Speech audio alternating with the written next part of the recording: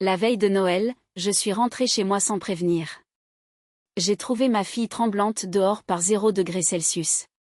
Pas de couverture pour la réchauffer. La famille de mon gendre riait, trinquant avec du champagne près de la cheminée. J'ai enfoncé la porte, tenant ma fille dans mes bras, et j'ai dit 6 mots. Je suis content que tu sois là. Si vous regardez cette vidéo, mettez-lui un like, abonnez-vous à la chaîne, et dites-moi dans les commentaires d'où vous entendez mon histoire de revanche. Je veux savoir jusqu'où elle est parvenue. Je suis sortie du taxi. Mes bottes lourdes s'enfonçaient dans la couche épaisse de neige devant la maison de ma fille à Boise, Idaho.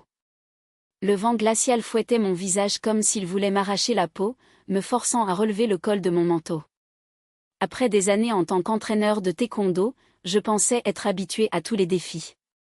De la chaleur étouffante du dojo aux hivers les plus rudes. Mais ce froid de veille de Noël me faisait frissonner.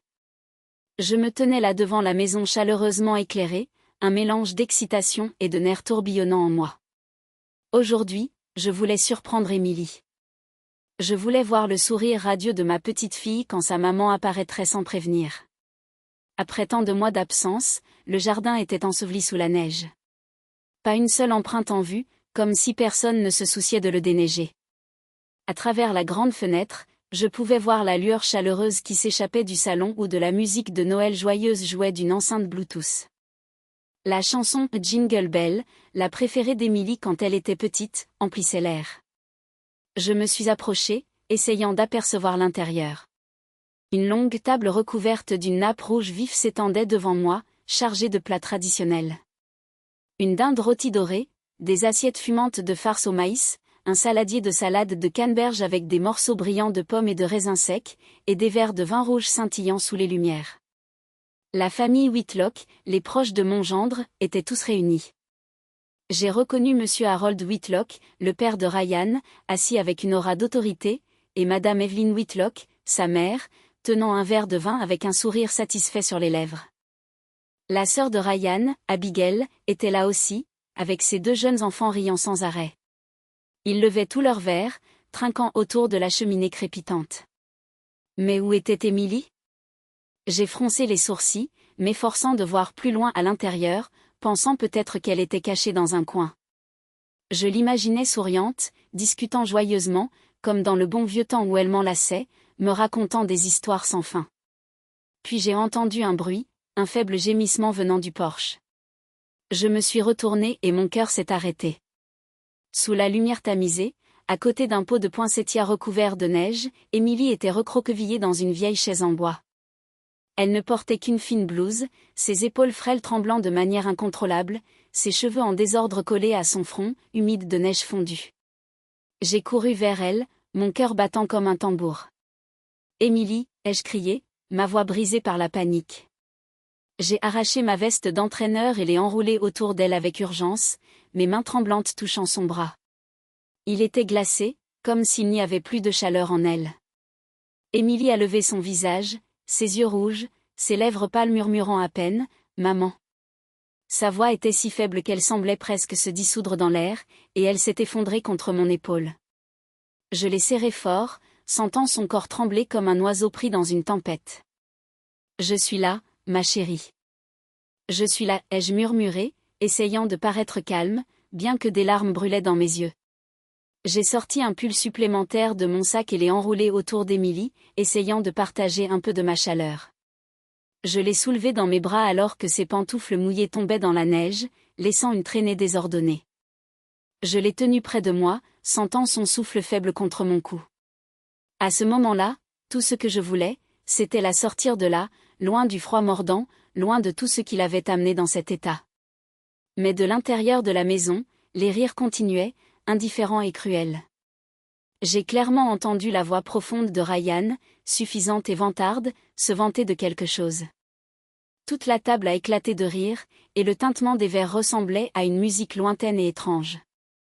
Ils étaient heureux, confortablement installés près de la cheminée, tandis que ma fille, ma propre chair et mon sang, tremblaient dehors dans le froid, comme si elle ne méritait pas d'être dans cette maison. Il y a à peine quelques heures, j'étais à l'aéroport de Boise, encore en sueur après une semaine à entraîner l'équipe nationale de taekwondo. La chaleur des tapis semblait persister sur moi, même alors que je me tenais dans le hall froid de l'aéroport. Je traînais ma vieille valise, si excitée que j'avais du mal à rester immobile, imaginant le visage d'Émilie s'illuminant lorsque je me présenterais sans prévenir la veille de Noël. Mon cœur battait la chamade.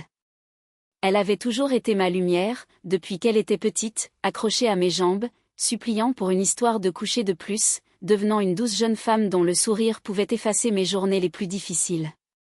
Mais mon travail en tant qu'entraîneur principal m'emmenait de lieu en lieu.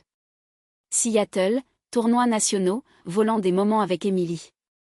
Chaque fois que je partais, je me disais, encore un tournoi, puis je serai avec elle. Et maintenant, j'étais ici, prêt pour une réunion de Noël qui, j'en étais sûre, la rendrait heureuse. Je me suis assis dans la salle d'attente de l'aéroport pour le court trajet vers les banlieues de Boise, sortant mon téléphone pour appeler Émilie. Je voulais entendre sa voix, m'assurer qu'elle était chez elle. Le téléphone sonnait et sonnait, chaque tonalité serrant mes nerfs. Pas de réponse. Je fronce les sourcils, pensant qu'elle était peut-être occupée à préparer le dîner de Noël avec la famille Whitlock. J'ai rappelé, puis encore une fois. Toujours la même chose. Silence. Un signe d'inquiétude s'est installé dans ma poitrine, se répandant comme de l'encre sur du papier. J'ai envoyé un texto. Maman est en route. Tu es chez toi? J'ai fixé l'écran, attendant la petite coche bleue. Rien ne venait. J'ai essayé de chasser ce mauvais pressentiment, me convainquant qu'elle avait laissé son téléphone quelque part ou qu'elle était distraite à décorer le sapin de Noël comme elle le faisait chaque année. L'avion avait atterri à Boise après la tombée de la nuit. J'ai traîné ma valise hors de l'aéroport et le froid de la nuit d'hiver m'a frappé durement, s'infiltrant dans ma peau. Des familles s'enlaçaient, riaient, se dirigeant vers la messe de minuit. Un père portait sa petite fille sur ses épaules. Elle tenait une canne en sucre et riait joyeusement. Je les regardais, une boule se formant dans ma gorge. J'avais aussi porté Émilie comme ça. J'avais tenu sa main à travers des rues scintillantes de lumière de Noël. Mais maintenant, j'étais seule, traînant une valise lourde, sortant de l'aéroport avec une solitude indescriptible. J'ai fait signe à un taxi et d'une voix rauque d'épuisement, j'ai dit « Emmenez-moi à Meadow Creek, 12e rue ». En route, le trafic était lent, les rues bondées de gens emmitouflés dans des manteaux et des écharpes, se dirigeant vers l'église pour la messe. Je regardais par la fenêtre du taxi les lumières chaleureuses émanant des maisons le long de la route. Les cloches de l'église sonnaient faiblement au loin, mêlées à une chorale chantant Douce nuit quelque part à proximité. J'ai souri, imaginant Émilie occupée dans la cuisine, préparant la purée de pommes de terre qu'elle avait apprise de moi. Lorsque la voiture s'est arrêtée à un carrefour, j'ai jeté un coup d'œil dehors et j'ai repéré un groupe de policiers dirigeant la circulation. Parmi eux, j'ai reconnu Jake, un ancien élève de mes cours de taekwondo au centre communautaire local. Il se tenait droit, confiant dans son uniforme de police, mais avait toujours ce même sourire bienveillant. J'ai baissé la fenêtre et crié. « Jake !» Il s'est retourné, ses yeux s'illuminant en me reconnaissant.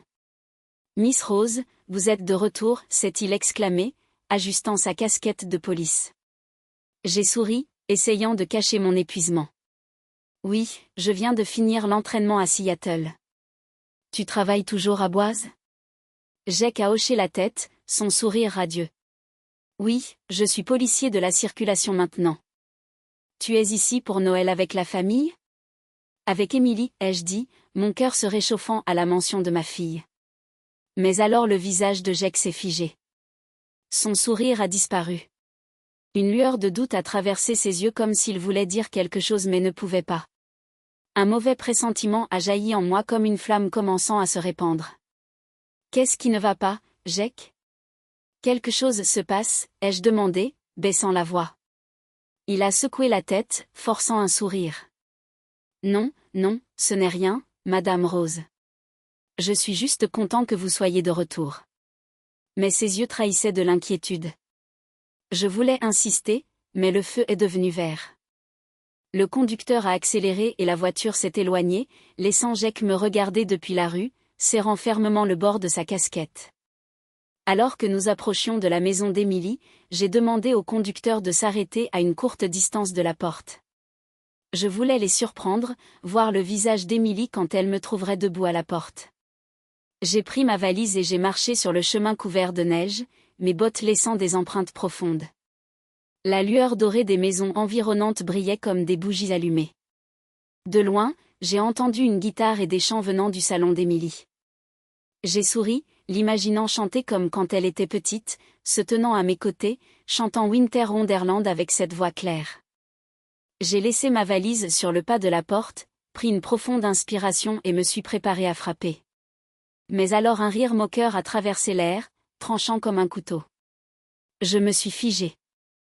Ma main flottait, sans toucher la porte. La voix profonde et rauque de Monsieur Harold Whitlock résonnait clairement. C'est ce qu'on appelle une belle fille. Une femme qui ne peut même pas avoir d'enfant. 4 fausses couches. Ne nous ont-ils pas assez humiliés? Son rire était lourd, imbibé de mépris.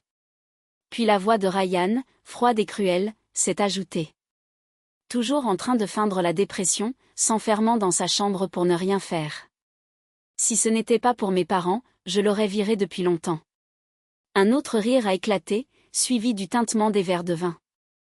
J'ai entendu Abigail, la sœur de Ryan, son ton venimeux. Ouais, totalement inutile. Une femme qui ne peut pas avoir d'enfant. À quoi elle sert? À faire semblant d'être malade juste pour être choyée. Pathétique. Chaque mot poignardait mon cœur. Je restais là, paralysée. Mon souffle se coinçait dans ma gorge. C'était ainsi qu'il traitait ma Émilie, ma fille, qui rêvait d'une famille heureuse, qui mettait tout son cœur dans chaque repas pour son mari. Maintenant, il l'humiliait ainsi. 4 fausses couches, chacune la laissant en larmes jusqu'à ce qu'elle n'ait plus de larmes lors de nos appels. Et maintenant, il disait qu'elle feignait. Je serrais les poings, mes ongles s'enfonçant dans mes paumes. Et c'est alors que je vis Émilie, recroquevillée dans une chaise en bois sur le porche, juste avec une blouse légère, la tête baissée, tout son corps tremblant dans le froid glacial. Mes yeux se brouillèrent de larmes. Mon cœur s'arrêta. Je pris Émilie dans mes bras. Son corps tremblait encore, froid comme un bloc de glace. Mes mains tremblaient aussi, non seulement à cause de la nuit amère de Boise, mais de la rage brûlant dans ma poitrine. Chaque pas vers la porte des Whitlock semblait peser 1000 livres. Mais je ne m'arrêtais pas. Je frappais à la porte en bois, mes coups fermes, noyant la musique de Noël qui résonnait à l'intérieur. Les clochettes de Noël tournaient en boucle, se moquant de la scène douloureuse que je venais de voir. Personne ne vint l'ouvrir. Je grignotais mes dents et frappais plus fort, comme si je voulais faire tomber la porte d'un coup. Enfin, la porte s'ouvrit. Madame Evelyn se tenait là, un verre de vin rouge vacillant dans sa main. Ses lèvres peintes en rouge vif, brillantes sous la lumière. L'odeur de l'alcool émanait d'elle, mais son visage affichait un sourire forcé, essayant de paraître poli. « Eh bien, Madame Rose, quelle surprise, dit-elle, sa voix sirupeuse mais fausse, comme si j'étais une invitée indésirable. Pourquoi ne nous avez-vous pas prévenus pour qu'on puisse dérouler le tapis rouge? Je croisai son regard, ne prenant pas la peine de cacher ma colère. Vous prévenir, grognai-je, chaque mot sifflant entre mes dents. Si je vous avais prévenu, comment aurais-je pu voir ça? Que lui avez-vous fait? Je tenais Émilie plus fort, sentant son souffle léger contre mon épaule. Chaque respiration était un rappel que je ne pouvais pas laisser passer ça. Evelyne haussait un sourcil, jetant un coup d'œil à Émilie dans mes bras avec une grimace, comme si elle regardait quelque chose d'agaçant. Émilie voulait juste un peu d'air frais, dit-elle, son ton doux mais empreint de mépris. Ne fais pas toute une histoire. C'est Noël. Entre. Ne reste pas dehors dans le froid. Ces mots me frappèrent comme une gifle au visage. De l'air frais. Pendant que ma fille était pratiquement gelée dehors dans une blouse légère. Avant que je puisse répondre, Ryan apparut derrière sa mère, sa chemise déboutonnée, dégageant une nonchalance délibérée. Il tenait une bouteille de vin et me lança un regard défiant. « Maman, ferme la porte, dit-il, son ton dégoulinant d'arrogance, le menton levé. Laisse-la dehors jusqu'à ce qu'elle s'en remette. Qui se pointe à un dîner de Noël en faisant la fragile pour éviter d'aider? » Il laissa échapper un rire moqueur, comme s'il avait dit quelque chose d'intelligent. Ces mots étaient un autre couteau, non seulement dans mon cœur, mais dans celui d'Émilie. Je sentais son corps se rétracter dans mes bras comme si elle voulait disparaître. De la table, la voix d'Abigail résonna, aiguë et venimeuse. Exactement. Une femme qui ne peut même pas mener un bébé à terme. À quoi elle sert? Inutile. Son rire coupait comme une lame, se mêlant au murmure des autres autour de la table. J'entendis les 2 enfants d'Abigail, les cousins d'Émilie, courir vers le porche, curieux. Ils regardaient Émilie dans mes bras, puis riaient, chuchotant entre eux, tant Émilie a des problèmes. Leurs petites voix innocentes brûlaient comme du sel sur une plaie ouverte. Mon visage s'empourpra de rage. Je fis percuter mon épaule contre la porte, puis la frappai fort. La porte s'ouvrit brusquement, frappant le mur avec un bruit qui fit taire la pièce. Le vin d'Evelyne se renversa, laissant des taches rouges sur le tapis cher. La musique de Noël s'arrêta net, comme si quelqu'un avait débranché l'enceinte. L'air dans la pièce devint lourd, suffocant, comme si tout l'oxygène avait été aspiré. Je m'avançai au centre du salon, tenant encore Émilie. Chaque pas laissait une traînée de neige fondue sur le parquet, comme des marques de rage impossibles à effacer. Tous les regards étaient braqués sur moi. Monsieur Harold, son visage froid. Evelyne, son faux sourire envolé. Abigail, ses yeux pleins de mépris. Le reste de la famille, un mélange de choc et d'agacement. Je ressentais leur hostilité dans chaque regard, mais je m'en moquais. Avec précaution, je déposai Émilie sur le canapé, drapant mon écharpe sur ses épaules. Ses mains étaient encore glacées, tremblant comme si le froid de la neige s'accrochait à elle. Je m'agenouillai, plongeant mon regard dans le sien, essayant de lui transmettre un peu de ma force, bien qu'à l'intérieur, j'étais une tempête de fureur et de douleur. Le salon des Whitlock était encore bien éclairé. La cheminée crépitait, mais l'atmosphère était épaisse, comme si tout le monde se préparait à une explosion. Ryan s'approcha, son visage rouge du vin, ses yeux brillants d'arrogance. Il baissa la voix, froide, mais toujours suffisante, comme s'il était le maître des lieux. « Tu n'as pas le droit de faire du bruit chez moi, Rose, dit-il, en insistant sur « chez moi » comme pour me rappeler que j'étais une étrangère. Ryan se tenait droit, une main sur la hanche, sa chemise à moitié déboutonnée dans un geste de mépris. Mais dans ses yeux, je vis une lueur d'incertitude. Il savait que je n'étais pas quelqu'un qu'on intimidait facilement. Je me levai d'un bond, pointant directement son visage, ma voix tremblant de fureur. « Non, n'est-ce pas » rétorquai-je. « Et toi ? Tu penses avoir le droit de jeter ma fille dehors par ce froid ? De la laisser presque gelée à mort ? » Mon sang bouillonnait dans ma tête. Chaque mot explosait de ma poitrine. « C'est ça que tu appelles un mari ? C'est ça que tu appelles une famille ? » Je jetai un coup d'œil autour de la table du banquet, les assiettes encore fumantes, les verres de vin scintillant comme s'ils se moquaient de la souffrance d'Émilie. Monsieur Harold Whitlock se leva lentement du bout de la table, ajustant sa veste de costume, sa voix profonde résonnant avec autorité. « Ça suffit, Madame Rose, dit-il. C'est une affaire de famille. Une femme qui ne peut pas avoir d'enfant doit apprendre à endurer. C'est comme ça. » Ces mots frappèrent comme un marteau, froid et cruel. Je croisai son regard, voyant l'arrogance d'un homme qui avait passé des années en tant que juge, habitué à tout contrôler. Mais aujourd'hui, il avait choisi le mauvais adversaire. Je regardai la table où la dinde rôtie diffusait encore son arôme, la farce de maïs soigneusement disposée, le vin pétillant sous les lumières. Puis je regardai Émilie, toujours frissonnante sur le canapé, son ventre grondant faiblement comme une accusation silencieuse. Je ne pouvais plus me retenir. Ma voix éclata, tranchante et cinglante. « Donc vous festoyez pendant que ma fille est dehors par 32 degrés sans manteau, sans nourriture. C'est ça que vous appelez la tradition. C'est ça que vous appelez l'humanité. » Evelyne haussait les épaules, son sourire glacial, comme si je faisais une montagne de rien. « Une femme qui ne peut pas avoir d'enfant, même si elle mange, n'est qu'un déchet, dit-elle doucement, sa voix dégoulinant de mépris. Elle leva son verre de vin et en prit une gorgée, comme pour montrer qu'elle se fichait complètement de mes sentiments ou de ceux d'Émilie.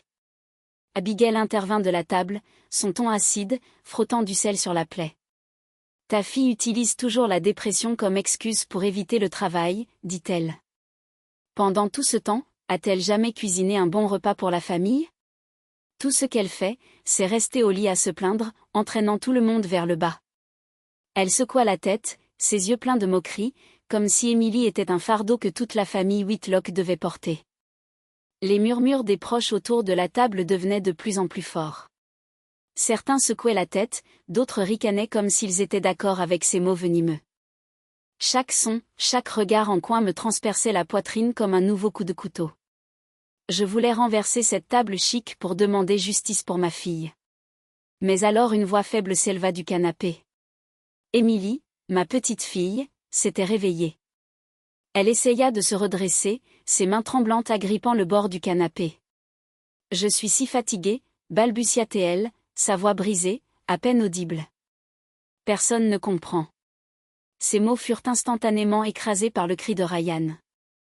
Assez, aboya-t-il. Tais-toi. Tu m'as déjà assez embarrassée. Il s'avança vers elle, son regard glacial, comme s'il voulait briser ce qu'il restait de force en elle. Je vis les épaules d'Emily s'affaisser, ses yeux rouges brillant de larmes, et mon cœur se serra. Je me plaçai devant elle, prête à tout pour la protéger. Les souvenirs d'Emily affluèrent dans mon esprit comme une avalanche.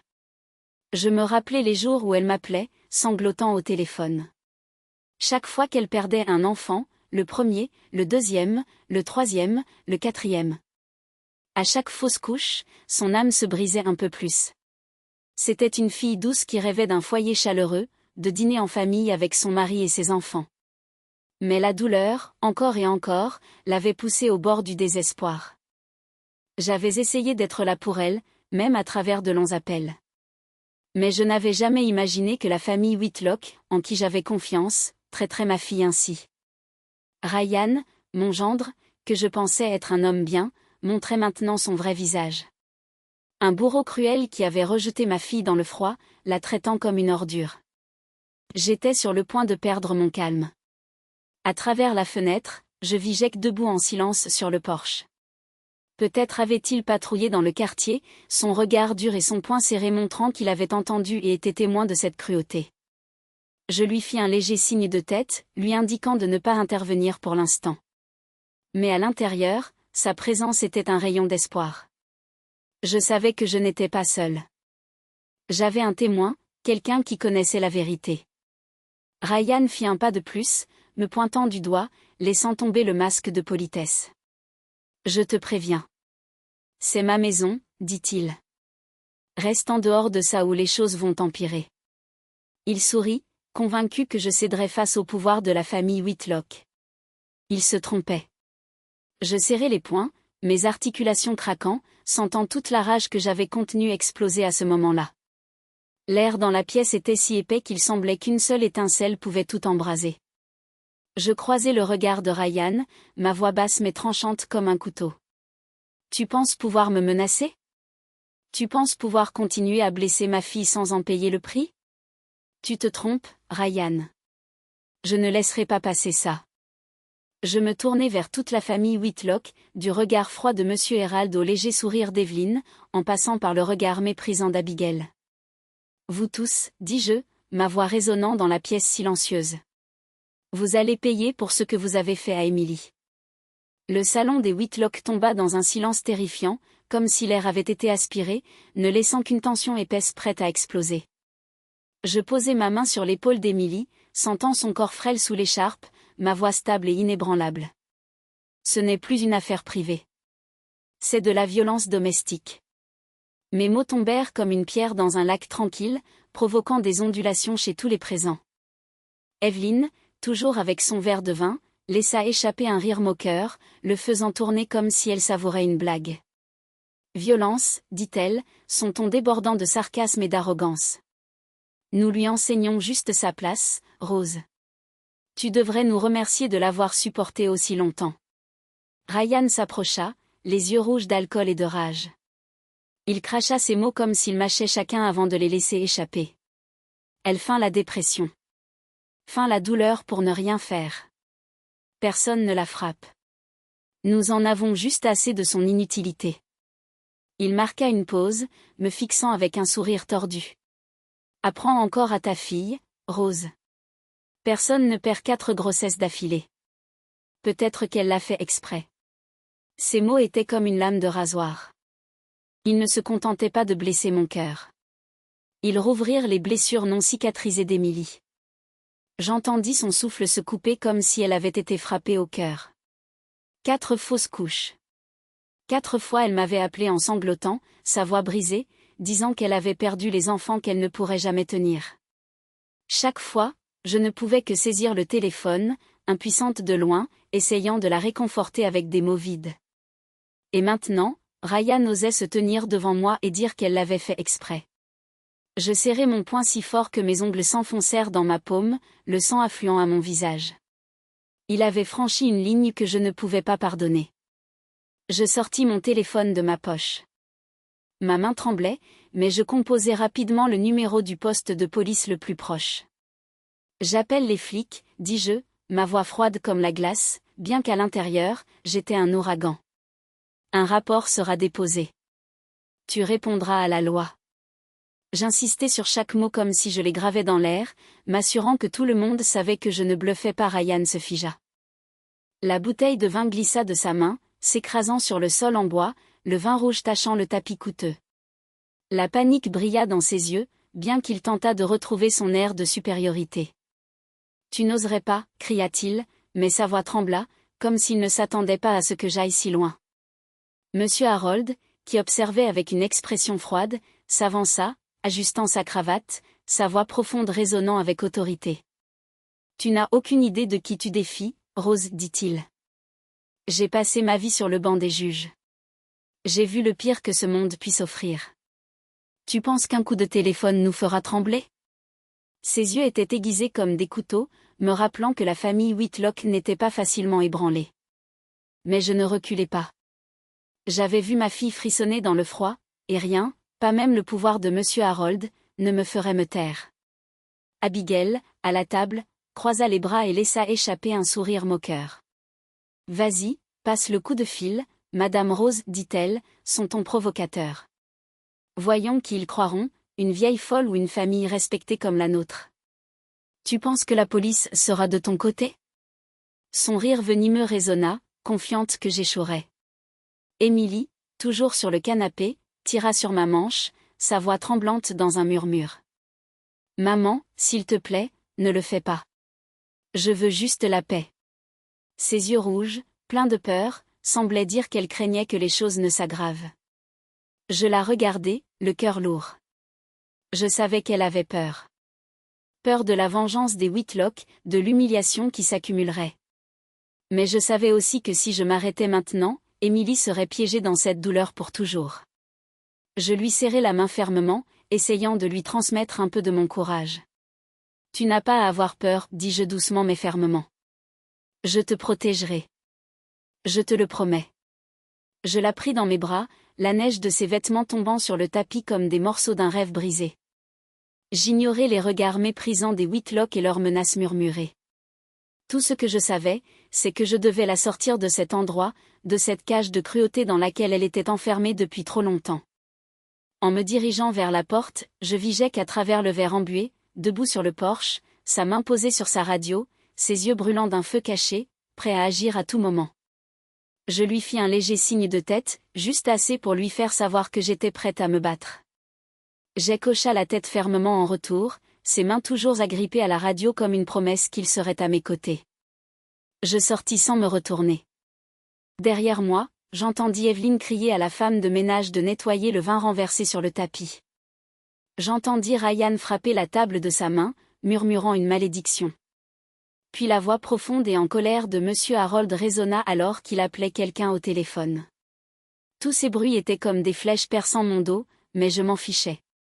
J'emmenai Émilie dans mon petit appartement près du Centre national d'entraînement où j'avais vécu pendant des années en tant qu'entraîneur. Ce n'était pas luxueux, juste un salon avec un vieux canapé, une cuisine simple dans un coin, et quelques photos de famille accrochées au mur. Mais pour moi, c'était un endroit sûr où je pouvais protéger ma fille des insultes des Whitlock et du froid cruel. Je portai Émilie dans sa chambre et la déposai doucement sur le lit. Elle tremblait encore, bien qu'enveloppée dans mon épaisse veste. Je fouillai dans le placard à la recherche d'un vieux pull, le lui mis, puis préparai une tasse de chocolat chaud, son arôme sucré remplissant l'air frais. « Bois ça, ma chérie, murmurai-je, plaçant la tasse dans ses mains. Mais elle se contenta de la fixer, ses yeux vides, comme si elle ne croyait pas mériter même un peu de chaleur. Mon téléphone sonna, interrompant mes pensées. C'était Jake.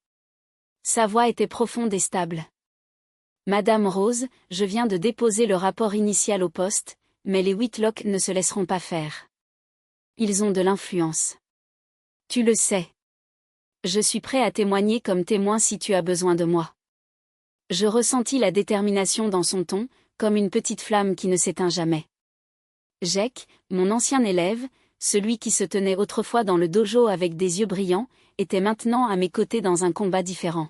« Aide-moi à me préparer, Jake, dis-je, ma voix brève mais pleine de gratitude.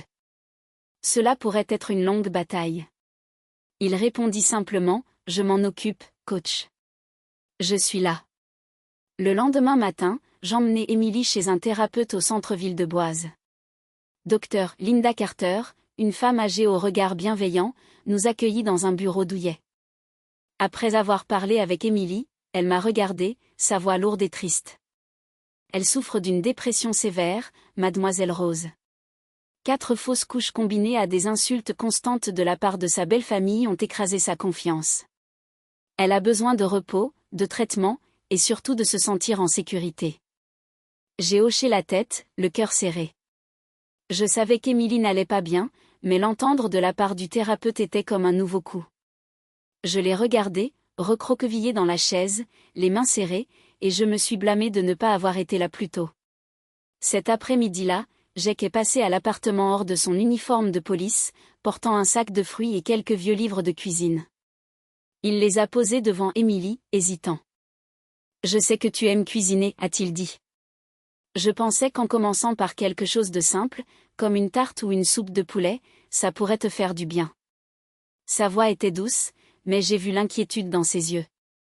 Emily a baissé la tête, s'accrochant au bord de son chemisier, et a murmuré « Merci, mais je ne pense pas pouvoir faire quoi que ce soit. » Ces mots m'ont transpercé le cœur comme une aiguille. Le visage de Jake s'est décomposé un instant, mais il ne l'a pas poussé, il a juste hoché la tête silencieusement. Il a laissé le sac sur la table et s'est tourné vers moi. « Mademoiselle Rose, quoi que vous ayez besoin, dites-le. Je suis là pour vous. » Cette nuit-là, après qu'Emily se soit endormie, je me suis assise à la table de la cuisine sous la lumière tamisée. Entourée de papier, j'ai entendu un bruit dehors, puis j'ai vu une épaisse enveloppe glisser sous la porte, silencieuse comme une menace. Je l'ai ouverte. À l'intérieur, il y avait une note manuscrite, les lettres en désordre. « Ne vous mêlez pas de la famille Whitlock si vous ne voulez pas finir aussi misérable que votre fille. Abandonnée. » Mon sang a bouilli en le lisant. J'ai froissé le papier et l'ai jeté avec force dans la poubelle, le bruit brisant le silence. Cette menace ne m'a pas effrayée. Elle m'a seulement motivée. Ils pensaient que je reculerais. Ils avaient tort. Cette même nuit, j'ai commencé à organiser toutes les preuves de l'argent que j'avais envoyé à Emily au fil des ans. Reçus bancaires, messages avec mes notes d'amour. Chacun était une preuve que j'avais toujours essayé de la soutenir. Même si Ryan et sa famille en avaient gaspillé la plupart, chaque papier était un souvenir. Les fois où Emily a appelé, sa voix tremblante, disant qu'elle voulait acheter quelque chose pour la maison, seulement pour que Ryan lui dise que ce n'était pas nécessaire. J'ai tenu le stylo si fort qu'il a failli se casser. J'avais fait confiance à Ryan. Je pensais qu'il prendrait soin de ma fille, mais il ne la voyait que comme un outil, et quand elle a cessé d'être utile, il l'a rejetée sans pitié. Emily s'est réveillée au milieu de la nuit. Elle est sortie de sa chambre, les jambes tremblantes, et m'a vue à la table, ensevelie sous les papiers, les yeux fatigués mais pleins de peur. « Maman, a-t-elle chuchoté, la voix brisée. J'ai peur. J'ai peur qu'il te fasse quelque chose. » J'ai levé les yeux, vu ses yeux rouges, et senti mon cœur se serrer. Je me suis levée, suis allée vers elle et l'ai embrassée, sentant son corps fragile dans mes bras. « Tu n'as pas à avoir peur, ai-je dit fermement, bien qu'à l'intérieur, j'étais un nœud de nerfs. À partir de maintenant, c'est moi qui te protégerai de tout. Je le promets. J'ai ramené Émilie au lit, restant à ses côtés jusqu'à ce qu'elle s'endorme. Mais je ne pouvais pas dormir. Je suis retournée à la table de la cuisine, continuant à trier les papiers, et j'ai dressé une liste de ce qu'il fallait faire. J'ai appelé un vieil ami avocat qui m'avait aidé avec une affaire liée à l'équipe de taekwondo. Il a promis de se pencher sur la question, mais m'a averti, les Whitlock ont beaucoup d'influence à Boise, Mademoiselle Rose. Ils connaissent des gens dans les tribunaux. Préparez-vous à un long combat. J'ai hoché la tête, bien qu'ils ne puissent pas me voir. Je sais, ai-je dit. Mais je ne m'arrête pas. Les semaines de préparation de l'affaire ont semblé un cauchemar sans fin. Chaque nuit, sous la lampe tamisée de mon petit appartement, je parcourais page après page, relisant chaque reçu bancaire, chaque rapport médical sur Émilie. Ces chiffres et lettres froids étaient la preuve de mon amour pour ma fille, mais aussi un douloureux rappel de tout ce qu'elle avait souffert. Enfin, le premier jour du procès est arrivé, et j'avais l'impression de fouler un tapis de taekwondo. Émilie et moi sommes entrés dans le palais de justice de Boise. Le froid du matin s'infiltrait à travers mon épaisse manteau. Je tenais sa main, sentant ses doigts glacés trembler dans ma paume. Ses yeux étaient rouges avec des cernes sombres montrant des nuits sans sommeil. Elle baissait la tête comme si elle voulait se cacher des escaliers. Je me tenais droite, essayant d'être son roc, bien qu'à l'intérieur, j'étais tout aussi secouée. « Je suis là », ai-je murmuré, lui serrant doucement la main. Elle hocha la tête faiblement. Mais ses yeux vides montraient qu'elle avait abandonné la lutte depuis longtemps. La famille Whitlock était déjà là, arrivée tôt. Ryan, dans un costume gris élégant, se tenait comme un avocat confiant. Avant le procès, il était assis, ajustant sa cravate, et nous lançant un regard méprisant. À côté de lui se trouvait Monsieur Harold, marchant lentement mais avec un regard acéré comme une lame. Il affichait un sourire confiant, comme s'il connaissait déjà l'issue. Dans la rangée familiale, Evelyn et Abigail étaient assises avec une certaine raideur, habillées élégamment, chuchotant de temps en temps, nous lançant des regards. Je ressentais leur hostilité dans chaque geste, mais je me forçais à rester calme, me rappelant que ce n'était pas mon combat. C'était celui d'Émilie. Jack était là aussi, assis dans la section des spectateurs en uniforme de police. Il me fit un léger signe de tête, son regard stable comme une promesse qu'il ne nous abandonnerait pas. Sa présence me faisait me sentir moins seule, comme si j'avais un allié dans cette bataille. Je lui rendis son signe, le remerciant silencieusement d'être là depuis cette terrifiante veille de Noël jusqu'à ce jour. Le procès commença. Mon avocat, Monsieur James, se leva et présenta chaque élément de preuve clairement. Il montra les virements bancaires que j'avais envoyés à Émilie au fil des ans, prouvant que je l'avais toujours soutenue, même si la plupart de cet argent avait fini dans les mains de Ryan. Il présenta également les dossiers médicaux d'Émilie avec des notes détaillées du thérapeute sur sa dépression. Après 4 fausses couches et des insultes constantes de la part de la famille de son mari, Émilie ne souffrait pas seulement physiquement. Elle était émotionnellement détruite, dit James, sa voix chargée d'émotion. Il l'avait traitée comme une étrangère dans sa propre maison. Je regardais Émilie, la tête baissée, les mains serrées comme si elle essayait de contenir la douleur. Je voulais me lever et l'enlacer, mais je savais que je devais rester fort et laisser l'avocat faire son travail.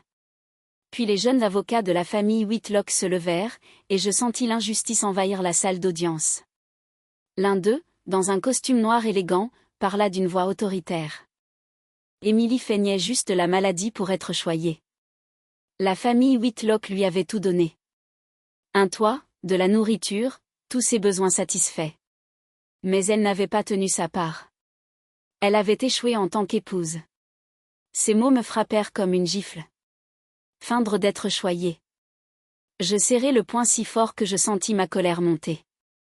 Ils appelèrent un témoin, Madame Martha, l'ancienne femme de ménage des Whitlock. Elle prit place à la barre, les yeux fuyants, la voix tremblante. Madame Émilie était paresseuse, dit-elle. Elle s'enfermait dans sa chambre toute la journée, négligeant la maison. Je devais tout faire. Cuisiner, nettoyer. Je n'en croyais pas mes oreilles. Émilie, la même femme qui préparait chaque repas avec amour, qui faisait des tartes maison pour plaire à toute la famille, maintenant qualifiée de paresseuse. Je me levai d'un bond, incapable de me retenir. Tu mens. Émilie n'a jamais été comme ça. Le juge, un homme d'âge moyen au visage sévère, frappa son maillet et dit froidement, « Silence, s'il vous plaît. Ceci est une salle d'audience. » Je me rassis, le cœur battant, sentant que je ne pouvais pas respirer. Je jetai un coup d'œil à monsieur Harold Whitlock. Il sourit, un hochement de tête subtil et satisfait au juge. Un fil invisible entre eux me glaça la peau. Quelque chose n'allait pas. Je le sentais clairement. Ils avaient planifié ce jour, et j'étais juste un pion dans leur jeu d'échecs. Émilie restait courbée, ses mains tremblantes agrippant le bord de la chaise. Je vis Jake au fond de la salle, la mâchoire serrée, les poings fermés, comme s'il luttait pour contenir sa propre fureur. Monsieur James, notre avocat, continua, sa voix stable. Nous aimerions présenter une preuve clé, un enregistrement de la veille de Noël, capturant les insultes et les abus psychologiques de la famille Whitlock envers Emily. Il diffusa l'audio que Jake avait enregistré en secret. La voix de Ryan résonna, froide et cruelle. Elle feint juste la dépression pour éviter ses devoirs. Puis celle d'Evelyn, une femme qui ne peut pas avoir d'enfant, même en mangeant bien, est inutile. Et le sarcasme d'Abigail. Elle ne peut même pas réussir à accoucher. La salle d'audience tomba dans le silence. Seuls de faibles murmures perçaient. Je regardais Émilie, la voyant se rétracter, comme si ces mots la poignardaient à nouveau. Mais l'avocat des Whitlock se leva, s'opposant. Cet enregistrement est illégal. Réalisé sans consentement. Il viole les droits à la vie privée. Le juge hocha la tête, sa voix sèche. L'enregistrement est irrecevable. Je sentis le sol s'ouvrir sous moi, agrippant la chaise pour ne pas m'effondrer. L'enregistrement, la preuve la plus claire de la cruauté des Whitlock, rejeté pour une question de procédure. Des murmures envahirent la salle. Certains s'exclamèrent d'incrédulité. D'autres secouèrent la tête, confus. Je regardais Jake, la tête baissée, les poings tremblants sur ses genoux. Émilie cachait son visage dans ses mains, les épaules secouées alors qu'elle luttait contre les larmes. J'avais envie de perdre mon calme, de me précipiter vers le banc du juge et d'exiger justice, mais je savais que dans cette salle, la justice n'était pas de notre côté. Monsieur Harold était là, le regard calme mais arrogant, comme s'il savait que cela arriverait. Je serrai la main d'Émilie, essayant de lui donner de la force, bien que je me sente moi-même vaincue. Après une semaine de procès éprouvants, le verdict final est tombé. Je suis resté assis dans le tribunal de Boise, tenant la main d'Émilie, ses doigts froids et tremblants dans les miens. Toute la semaine, j'avais essayé de rester fort, mais chaque nuit, de retour dans mon petit appartement, mon cœur était en proie à l'angoisse et à l'impuissance. Émilie était à mes côtés, les yeux rouges de nuit sans sommeil, son visage pâle comme si la vie l'avait quittée. Je serrais sa main, essayant de lui transmettre un peu de courage, bien que je tremblais aussi. Ryan est entré dans la pièce, ajustant sa cravate comme si c'était un jour comme les autres. Evelyn, sa mère, lissa sa robe et s'assit droite, les lèvres peintes d'un rouge profond, un sourire confiant sur le visage comme si elle connaissait déjà le résultat. Abigail, dans une tenue flashy, nous lança un regard méprisant. M. Herald se tenait derrière Ryan, imposant, le regard dur, nous rappelant que la famille Whitlock avait toujours tout sous contrôle. Jake était dans la section des spectateurs, toujours en uniforme de police. Ses yeux étaient fixes, mais ne pouvaient cacher son inquiétude. Il me fit un léger signe de tête, une promesse silencieuse qu'il serait là quoi qu'il arrive. Je lui rendis un regard reconnaissant, réconforté par sa présence. Mais quand le juge, un homme d'âge moyen au visage impassible, entra, un frisson me parcourut. L'air devint lourd, comme si tout le monde se préparait à un verdict inévitable. Le juge parla, sa voix sèche et ferme. Le tribunal accorde la demande de divorce de la plaignante, Emily Harper Larson, et du défendeur, Ryan Whitlock. Ces mots allumèrent une lueur d'espoir en moi. Emily éclata en larmes silencieuses, les larmes coulant sur ses joues. Je lui serrai la main, l'encourageant à rester calme et à écouter. Le divorce était ce que je voulais pour Emily, une chance d'échapper à la cage cruelle des Whitlock. Mais je savais que le jugement n'était pas la fin. Le juge continua, sa voix monotone, comme s'il lisait un rapport. Cependant, le tribunal ne reconnaît pas les allégations de violence domestique en raison de preuves juridiques insuffisantes. Quant au bien, puisque Ryan Whitlock a contribué davantage à l'entretien du mariage, le tribunal lui attribue la majorité des biens communs. Ces mots frappèrent comme un marteau dans ma poitrine. Je restai figé, le souffle coupé. Pas de reconnaissance de violence domestique, preuves insuffisantes. Je me rappelais l'enregistrement de la veille de Noël, les mots cruels de Ryan, Evelyn et Abigail écartés pour une question de procédure.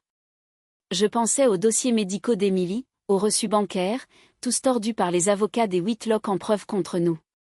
Puis, cela me frappa. Monsieur Harold, avec son passé de juge et ses liens profonds dans le système judiciaire, avait truqué le jeu. Je le regardais, le vis incliner légèrement la tête, ce sourire satisfait toujours sur ses lèvres. Tout était arrangé. Ils avaient manipulé le jugement, et Emily et moi n'étions que des pions dans leur jeu. Je ne pouvais plus me retenir. Je me levai d'un bond, la voix brisée par la rage et la douleur. C'est tellement injuste. Ce n'est pas de la justice. Mon cri résonna, faisant taire la salle. Emily attrapa ma main, les yeux écarquillés de panique, mais je ne m'arrêtai pas. Vous avez vu comment ils ont traité ma fille. Vous avez entendu ce qu'elle a enduré, et vous osez dire qu'il n'y avait pas de violence? Vous osez tout lui prendre? Un garde s'approcha, la voix ferme. Madame, veuillez vous asseoir, ou je vais devoir vous demander de partir. Je le fusillai du regard, puis je me tournai vers le juge, qui était là, le visage impassible, comme si mes mots n'avaient aucune importance. Je m'assis, les mains tremblantes, sentant le monde s'effondrer sous moi. Ryan se retourna, croisa mon regard et afficha un sourire moqueur, ajustant sa cravate comme s'il avait remporté une grande victoire. Evelyn et Abigail se poussèrent du coude, riant sous cape, s'assurant que je les entende. Ce rire était un couteau enfoncé profondément dans mon cœur. Monsieur Harold hocha lentement la tête, le regard calme, comme si c'était juste une autre affaire sur laquelle il avait tiré les ficelles. Je les regardais tous, un par un, mon sang bouillant. Ils n'avaient pas seulement volé la justice d'Emily. Ils avaient volé ma foi en un système que je croyais juste. Emily couvrit son visage de ses mains, son corps tremblant, ses sanglots étouffés me déchiraient. Je voulais la prendre dans mes bras, lui dire que tout irait bien, mais aucun mot ne sortait. Les paroles du juge résonnaient dans ma tête comme une sentence, non seulement pour Emily, mais aussi pour moi. Jake, au fond, s'est levé brusquement, lançant un regard noir au Whitlock. Je voyais des veines saillir dans ses bras, les poings serrés comme s'il retenait une tempête de rage. Je lui ai fait signe de rester calme, bien que j'avais envie de crier et de tout briser dans cette pièce. Le juge frappa son maillet, sa voix tranchante. Ordre. La séance est levée. Tout le monde peut partir. Le bruit du maillet était un point final, mais pour moi, c'était le début d'une nouvelle douleur. Les gens commencèrent à se lever, des voix murmuraient, des papiers se froissaient. Mais je restais là, tenant Emily fermement, ses épaules tremblantes et ses sanglots me brisant de l'intérieur. Je voulais la réconforter, mais ma gorge se serrait comme si les mots étaient inutiles face à cette douleur. Le jugement injuste ne privait pas seulement Emily de ses biens. Il m'enlevait le dernier vestige de ma croyance que le système la protégerait. Ryan s'approcha, sa posture suffisante comme s'il avait remporté une grande victoire. Il se pencha près de mon oreille, murmurant avec moquerie, « Tu vois, Rose, je te l'avais dit, ne me conteste pas. Tu n'es qu'une vieille femme inutile. » Il afficha un sourire tordu, les yeux brillants de triomphe, puis se détourna comme si Emily et moi ne valions pas son temps. Ces mots étaient de l'essence sur le feu de ma rage. Mon sang bouillonnait, les veines pulsant. Je serrai mon poing si fort que ça faisait mal, mon corps tendu comme un arc prêt à se briser.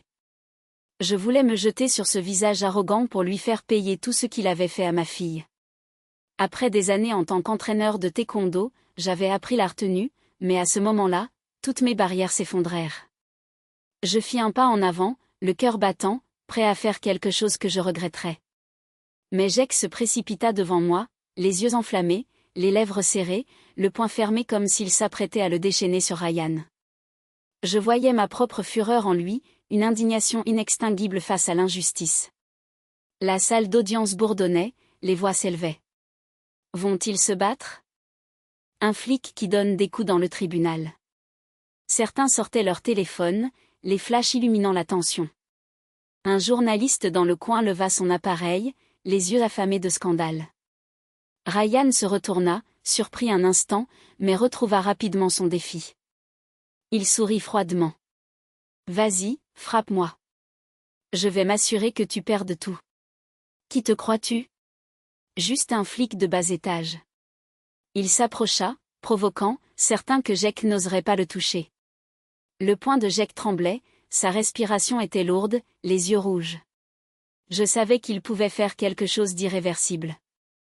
Soudain, Emily se libéra de mon bras, courut vers Jake et s'accrocha à son bras, sanglotant, sa voix brisée.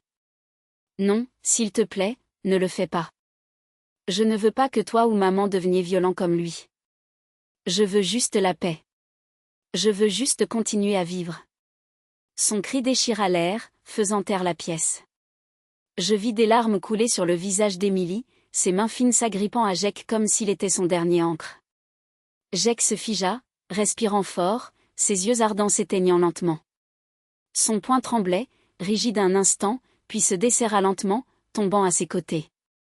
Il baissa la tête, les lèvres serrées, luttant pour contenir la rage qui le consumait. Les clics des appareils photo résonnaient, les flashs mettant en lumière Emily s'accrochant à Jake, Ryan se tenant avec suffisance devant. Certains dans la pièce, peut-être inconscients de l'affaire, commencèrent à pleurer. Un doux murmure de pleurs s'éleva, comme si la douleur d'Emily les avait touchés. Je regardais autour de moi. Une femme essuyait des larmes, un homme secouait la tête avec tristesse. Mais les Whitlock restaient impassibles. Evelyn et Abigail chuchotaient l'une à l'autre, des sourires froids sur les lèvres. Monsieur Herald hocha légèrement la tête, son air autoritaire intact, comme si tout était encore sous son contrôle. Le juge frappa de nouveau son maillet, sa voix froide.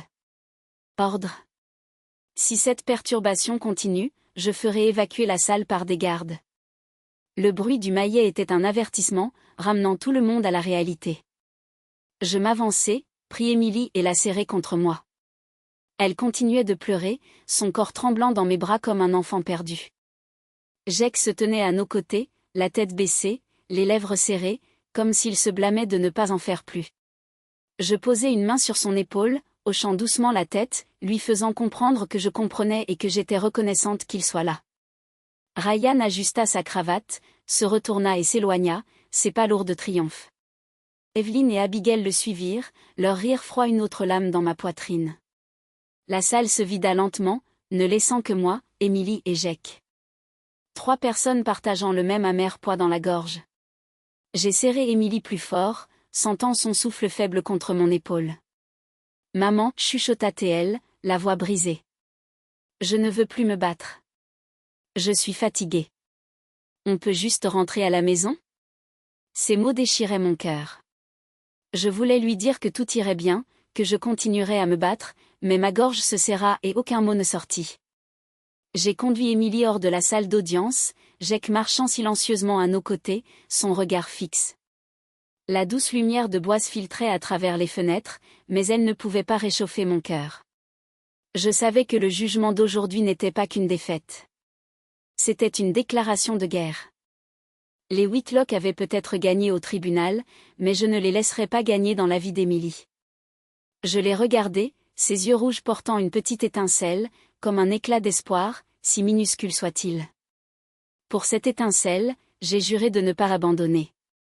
Dans les jours qui ont suivi le procès, Boise semblait vibrer d'un courant sous-jacent. Les nouvelles locales ont commencé à en parler.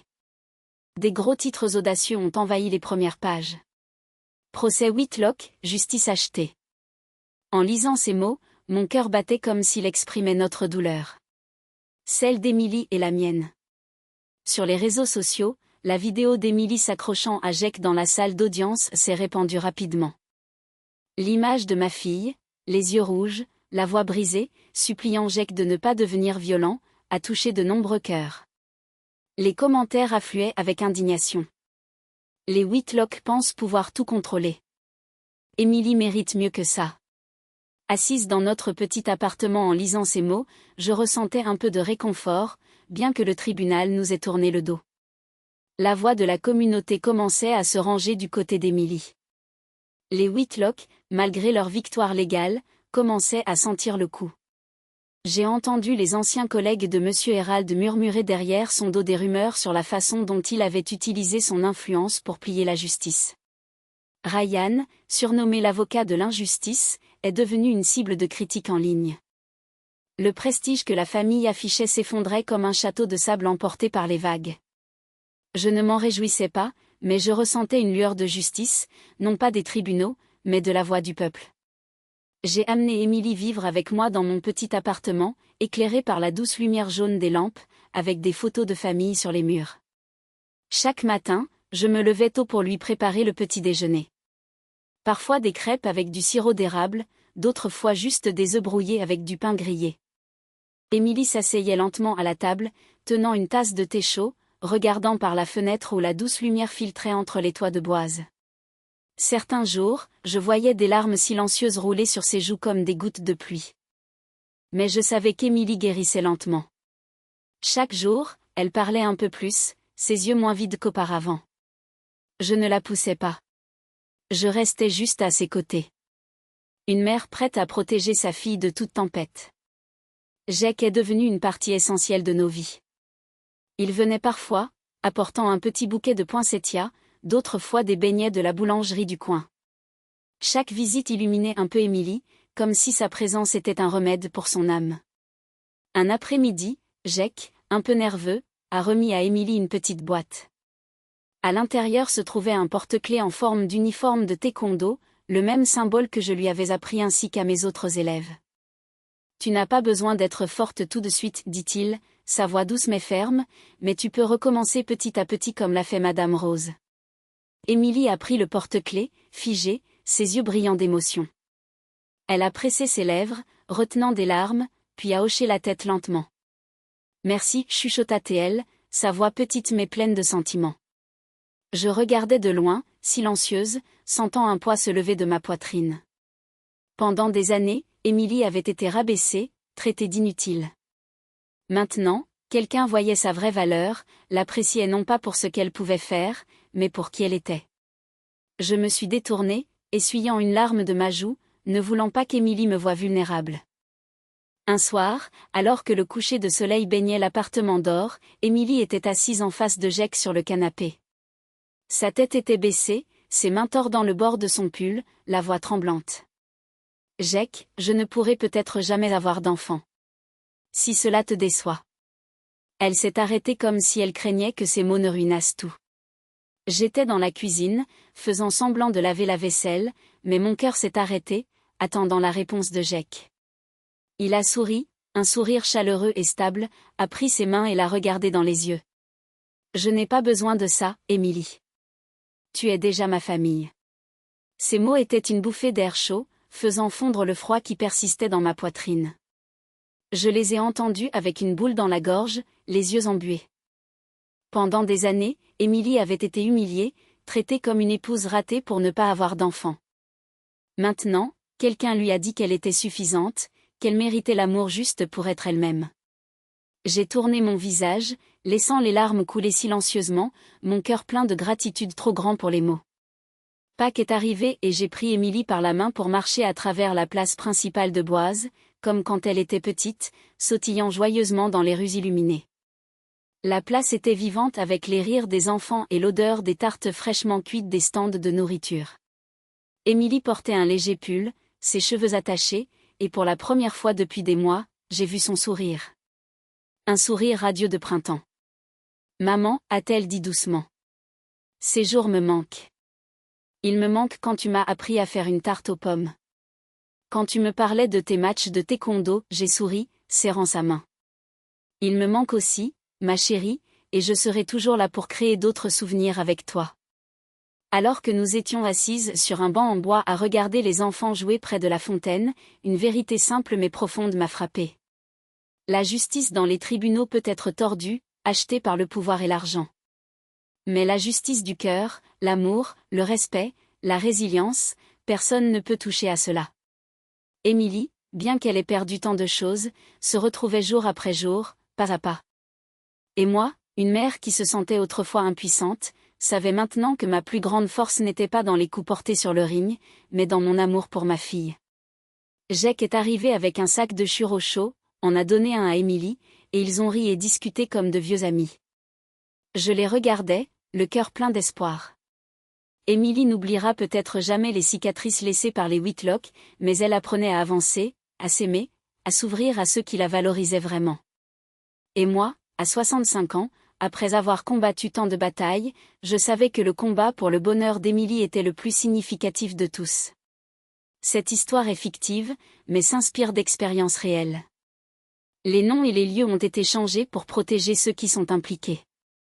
Nous la partageons non pas pour juger, mais dans l'espoir que quelqu'un s'arrête et pense à combien de mères souffrent en silence dans leur propre maison. Je suis vraiment curieuse. Si vous étiez à ma place, que feriez-vous? Resteriez-vous silencieux pour la paix? Ou oseriez-vous tout affronter pour reprendre votre voix? Je veux savoir ce que vous en pensez, car chaque histoire est une bougie qui peut éclairer le chemin de quelqu'un. Dieu bénit toujours. Je crois fermement que le courage mène à des jours plus lumineux. En attendant, à la fin de la vidéo, j'ai lié 2 des histoires les plus appréciées de la chaîne. Elles vous surprendront, je vous le promets. Merci de rester jusqu'à la fin.